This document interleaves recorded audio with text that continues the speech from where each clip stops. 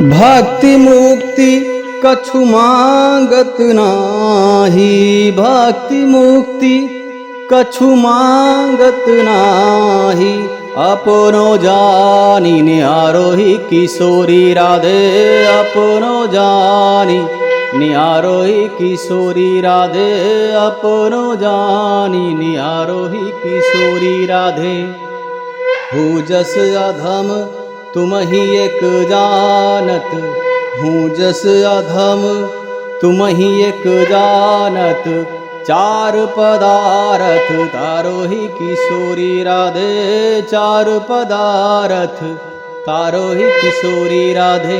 भक्ति मुक्ति कछु मांगत नाही, भक्ति मुक्ति कछु मांगत नाही। अपनो जानी निहारोही किशोरी राधे, अपनो जानी निहारोही किशोरी राधे।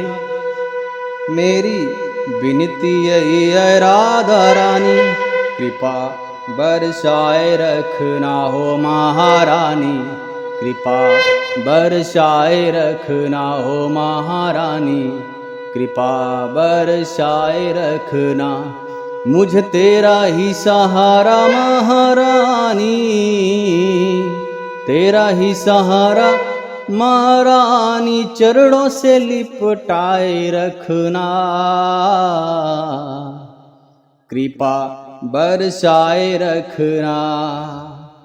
श्री राधा राधा राधा राधा राधा, श्री राधा राधा राधा राधा राधा। ओम नमो भगवते वासुदेवाय नमः, ओम नमो भगवते वासुदेवाय नमः, ओम नमो भगवते वासुदेवाय नमः। यम पब्बजन मन पेतम पेति कित्तम दय पायनो विरह कातर आजु आवा। पुत्रेदि तन्मयतया तरवो विने दुस्तम सर्वोते यदि मुन मानतो अस्मि ही। श्री सुखदेव भगवान की जय हो, श्री सुखदेव भगवान की जय हो, श्री सुखदेव भगवान की जय हो। श्रीमद् भागवत महापुराण की महिमा 3 श्लोक में कह दी गई है और उसके बराबर कोई कह नहीं सकता है। उन तीनों श्लोकों को कितनी ही बार पढ़ चुकने पर भी जब उनका स्मरण होता है तो मन में अद्भुत भाव उदित हो जाता है। कोई भी अनुवाद उन श्लोक की गंभीरता और मधुरता को पा नहीं सकता है। उन तीनों श्लोकों से मन को निर्मल करके फिर इस प्रकार भगवान का ध्यान कीजिए। ओम ध्यायतश्चरणं भोजम भाव निर्जित चेतसा अवकष्ठ्या शुक्लाक्षस्या हिद्दासीन में शनैर्हरि। मुझको श्रीमद् भागवत में अत्यंत प्रेम है। मेरा विश्वास और अनुभव है कि इसको पढ़ने से और सुनने से मनुष्य को ईश्वर का सच्चा ज्ञान प्राप्त होता है।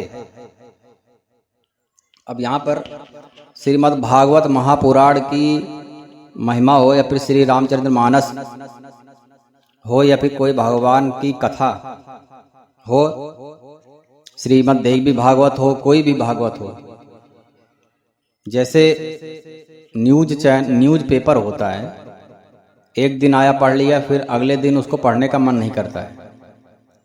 लेकिन क्योंकि उस न्यूज में सांसारिक जो भी भाव है, जो भी बातें हैं, सांसारिक बातें हैं, माया की बातें, प्रपंच की बातें हैं, माया से जुड़ी हुई बातें हैं। लेकिन कोई भी भागवत महापुराण हो या फिर कोई भी पुराण हो, वेद शास्त्र उपनिषद हो, काव्य हो, ग्रंथ हो, उसको एक बार पढ़ो, दोबारा पढ़ो, तिबारा पढ़ो, 4 बार पढ़ो, 5 बार, अनंत बार पढ़ो, फिर भी तृप्ति नहीं होता है। अगले दिन पढ़ोगे तो कुछ नया मिलेगा, क्योंकि वो भगवान अनंत से जुड़ा हुआ है। आनंद स्वरूप परम ब्रह्मा भगवान अनंत है, अनादि है। तो हरि अनंत, हरि कथा अनंता, तो भगवान की कथा भी अनंत है। उनका नाम सुमिरन करने वालों को भी तृप्ति नहीं होता है, क्योंकि वो अनंत है। तो उनके जो गुण हैं वो भी अनंत हैं। तो जब कोई भी उनसे जुड़ेगा तो उसको अनंत आनंद की प्राप्ति होगी। उसकी कोई आनंद स्वरूप परम ब्रह्मा आनंद की परिभाषा प्रति क्षणम वर्धनम, हर क्षण बढ़ता रहता है। और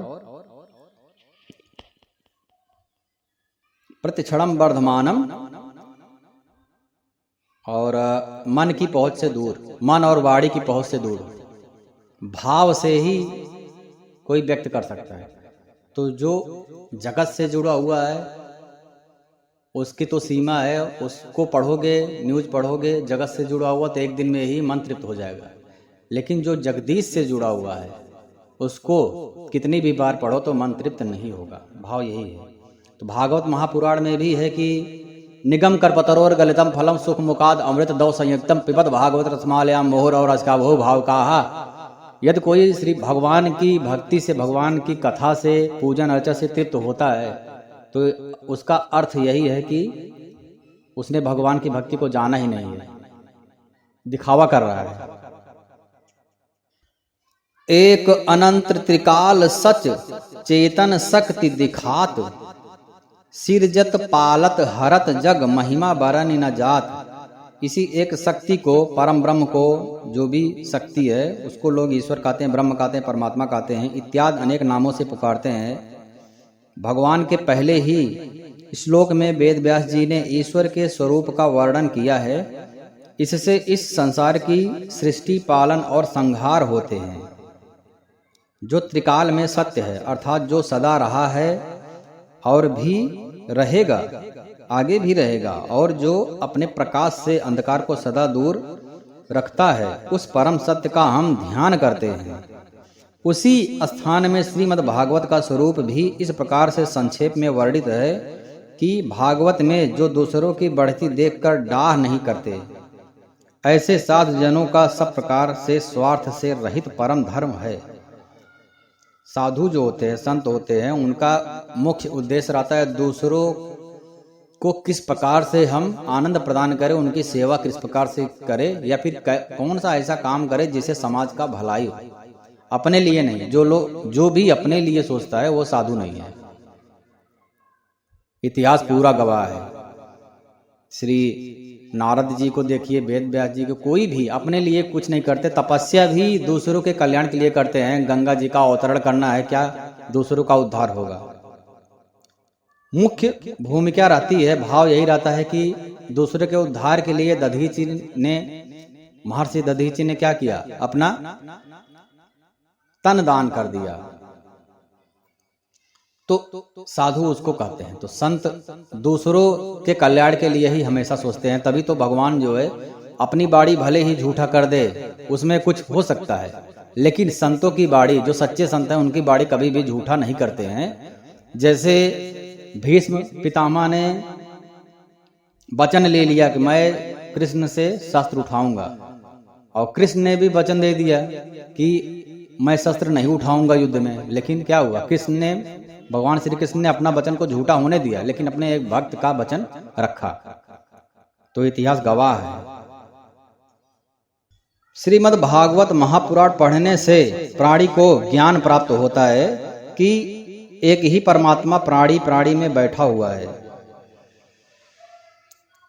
ईश्वरः सर्वभूतायां हृदयेश्च अर्जुन तिष्ठति। तो यही पर बोला गया है कि एक ही परमात्मा है जो सब जगह विद्यमान है। ईशावासिदम सर्वम यत् किंच जगत्याम जगत, शास्त्र कहते हैं, हमारे उपनिषद कहते हैं, केन उपनिषद। तो भागवत पुराण पढ़ने से यह ज्ञान होगा कि ईश्वर प्राणी में बैठा हुआ है। जब उसको यह ज्ञान हो जाता है तब वह अधर्म करने का मन नहीं करता है, क्योंकि अधर्म कैसे करेगा, उसको हर जगह ईश्वर का आभास होगा। हाँ, जैसे हम कुछ गलत काम करने जाते हैं तो पहले हम ध्यान देते हैं कोई हमको देख तो नहीं रहा है। जब हमको यह विश्वास हो जाता है, हमको एक पैसा गिरा हुआ है 500 रुपये, हमको विश्वास हो जाता है कोई देख नहीं रहा है, तब हम फटाक से उठा लेते हैं। जब तक यह विश्वास नहीं होता है कि हमको कोई देख रहा है, तब तक हम पैसा नहीं उठाते, बहुत बड़े धर्मात्मा बनते रहते हैं। यदि 1 मिनट के लिए भी लगे कि आप कोई नहीं देख रहा, फटाक से उठा लेंगे। तो उसी प्रकार से यदि मन में आ गया कि ईश्वर तो हर जगह है, तो जो अधर्म है वह करने की हिम्मत ही नहीं करेगा। यहाँ पर एक छोटी सी कथा आती है, संतों की बाड़ी से सुना गया है कि 2 शिष्य रहते हैं, गुरु जी के पास जाते हैं, कहते हैं कि मुझको गुरु मंत्र दे दीजिए गुरु जी। तो एक तरबूज गुरुजी ने एक एक तरबूज दोनों शिष्यों को दिया और बोला कि जाओ काट के लाओ, फिर देखते हैं। लेकिन शर्त यह है कि जहां पर कोई ना हो वहीं काटना, काटते समय कोई देखे ना आपको। तो एक तो गया, इधर उधर देखा, पेड़ के आड़ में झाड़ी में देखा कोई नहीं है, फटाक से काट के लेके आया। और दूसरा शाम तक देखता रहा ऐसा जगह जहां पर कोई ना देखे, लेकिन अंत में नहीं काट पाया। उसको आभास हुआ कि नहीं नहीं, कोई ना कोई तो देख ही रहा है, हवा देख रहे हैं, पृथ्वी देख रही है, आकाश देख रहा है, सूर्य देव देख रहे हैं, परम परमात्मा जो हर जगह है वह तो देख ही रहे हैं। तो ऐसा कहीं भी स्थान मुझे नहीं मिला। आकर के गुरुजी से बोलते हैं कि गुरुजी मैं नहीं काट सकता, क्योंकि मुझे कोई भी स्थान ऐसा नहीं मिला जहां पर एकांत हो, जहां पर कोई ना देख रहा हो। तो गुरुजी ने कहा कि तुमको मैं मंत्र दूंगा, जाओ गंगा जी में स्नान करके आओ। और दूसरे को बोला कि ऐसा है, आप तरबूज जाओ खाओ और ऐश करो, अभी गुरु मंत्र के काबिल नहीं हुए हो।